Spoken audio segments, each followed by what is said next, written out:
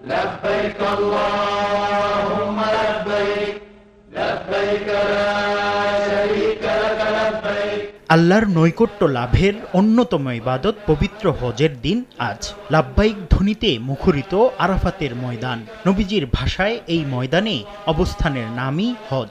তাই এটি না করলে হজই আদায় হয় না। পৃথিবীর নানা প্রান্ত থেকে আগত লাখ লাখ মুসল্লির প্রত্যেক জনই আজ আরাফার ময়দানে অবস্থান করছেন। আরাফার দিন এমন এক ঐতিহাসিক দিন যেদিন হযরত আদম আলাইহিসসালাম ও হাওয়া আলাইহিসসালাম আরাফাতের ময়দানে পুনর্মিলিত হয়েছিলেন। আর এই ময়দানেই নবীজি হিজরতের 10ম বছরে উপস্থিত লাখো সাহাবীর সামনে দিয়েছিলেন বিদায় হজের ঐতিহাসিক ভাষণ, যেখানে তুলে ধরেন মানবাধিকার, নারীর অধিকার, জীবন মর্যাদা ও ইসলামী ভ্রাতৃত্বের ঘোষণা। আজকের এই পবিত্র দিনে তওবা, কান্নাকাটি আর দোয়ার মধ্য দিয়ে কাটাচ্ছেন হাজিরা। কেউ দাঁড়িয়ে, কেউ বসে, কেউ বা দুহাত উঁচু করে প্রিয়জনদের জন্য দোয়া করছেন।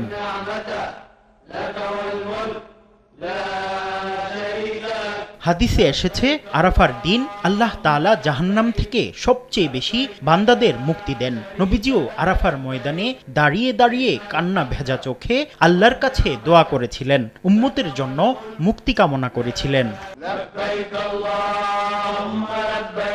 এবছর পবিত্র হজ ঘিরে সৌদি সরকার নিয়েছেন অত্যাধুনিক সব ব্যবস্থা।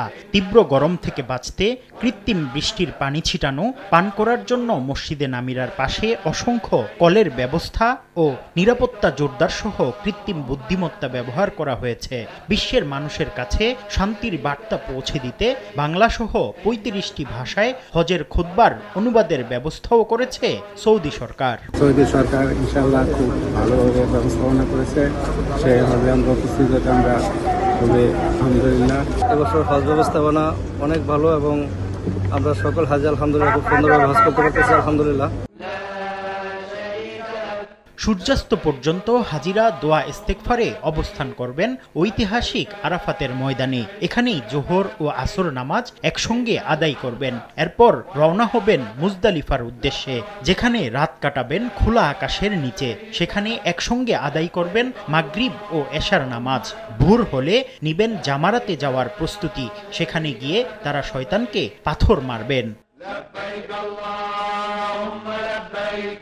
আজই ইসলামী বর্ষ গণনার সবচেয়ে গুরুত্বপূর্ণ দিনগুলোর একটি 9 জিলহজ, প্রেমময় ইবাদত হজের দিন।